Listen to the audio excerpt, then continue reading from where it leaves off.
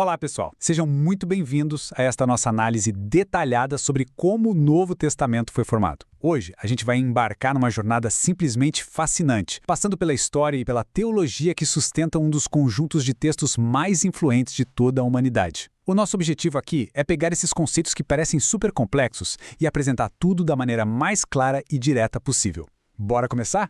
O nosso guia para essa jornada vai ser o livro Panorama do Novo Testamento, do autor Augustus Nicodemos. E olha, o autor deixa muito claro logo de início que, para a gente conseguir entender de verdade a formação do Novo Testamento, precisamos primeiro olhar para as bases teológicas da revelação divina. Ou seja, não estamos falando só de documentos históricos, mas da premissa de que existe uma comunicação intencional, de fato, entre o divino e a humanidade. Bom, então a nossa agenda de hoje tem 5 pontos centrais. 1. A revelação divina. 2. Inspiração e inerrância. 3. O Antigo Testamento. 4. O cânon do Novo Testamento. E, por fim, 5. A Igreja e as heresias. É uma estrutura super lógica, uma jornada que vai da base abstrata até a defesa histórica da fortaleza da Igreja primitiva. Ponto 1. A revelação divina. Como Deus se faz conhecido. O texto-fonte argumenta logo de cara que o nosso conhecimento humano sobre Deus depende 100% da escolha do próprio Deus de se revelar para nós. E o que é super interessante de notar nessa imagem é o contraste entre o que o autor chama de revelação geral e revelação especial. A tradição reformada, citada no livro, diz que a natureza e a consciência humana meio que gritam a existência de um Criador. Isso estaria disponível para todo mundo, literalmente. Mas tem um detalhe, o texto aponta que essa revelação geral não é suficiente para a salvação. É aí que entra a revelação especial, a palavra escrita. Ela é vista como estritamente necessária para construir um relacionamento profundo e redentor com o divino. E isso nos leva direto para o nosso ponto 2, inspiração e inerrância, a integridade do texto. Vamos ver como essa base toda se traduziu na escrita física dos documentos. O material destaca uma palavra grega aqui que é simplesmente genial. Theoptustos. Basicamente significa soprado por Deus. Mas olha só, é fundamental notar que o livro afirma que o Espírito Santo supervisionou os autores humanos, mas sem apagar a personalidade deles. Não foi um ditado robótico, sabe? A cultura, o estilo, tudo isso foi preservado durante essa direção divina. Falando nisso, chegamos na famosa palavra cânon. Sabe o que significa literalmente no grego antigo?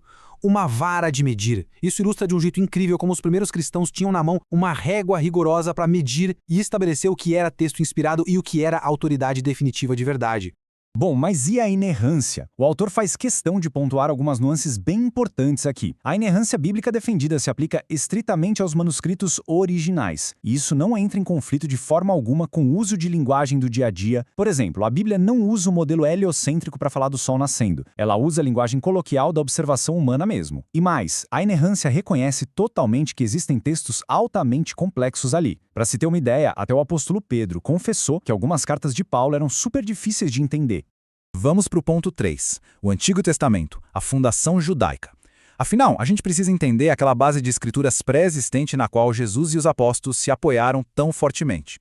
Aqui a gente tem a verdadeira regra de 3 da Bíblia judaica. Os 39 livros são divididos em Torá, ou a lei, os profetas e os escritos. O que o texto nos ensina é que esse nível de organização já estava bem consolidado e era intensamente estudado durante o cativeiro babilônico.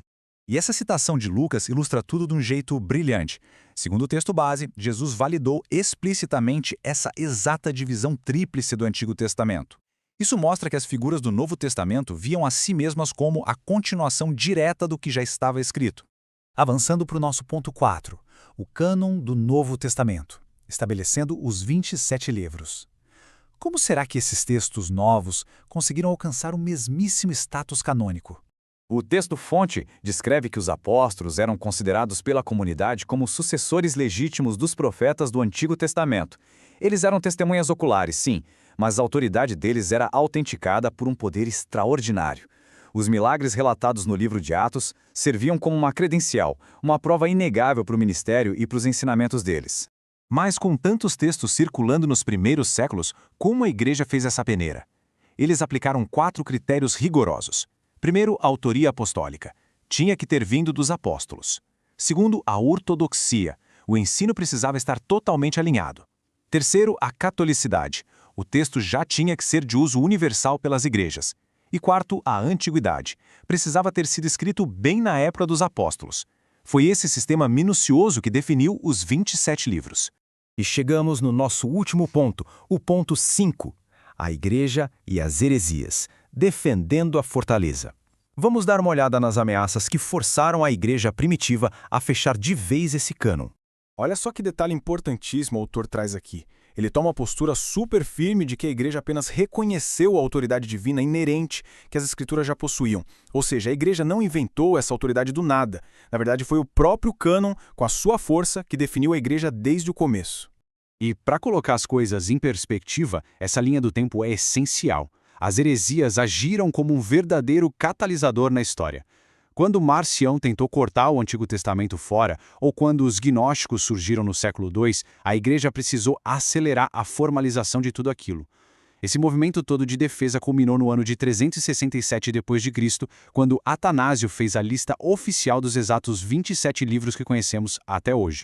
Para a gente fechar a nossa análise, fica aqui uma reflexão profunda levantada por esse estudo. Se a gente adota a visão de que foi de fato esse texto com toda essa autoridade divina que definiu a Igreja, como exatamente essa mesma autoridade deveria moldar as nossas decisões diárias e práticas nos dias de hoje? Fica essa provocação para a gente pensar sobre o peso histórico e atual de tudo isso que acabamos de explorar juntos. Um grande abraço a todos que nos acompanharam e até a próxima!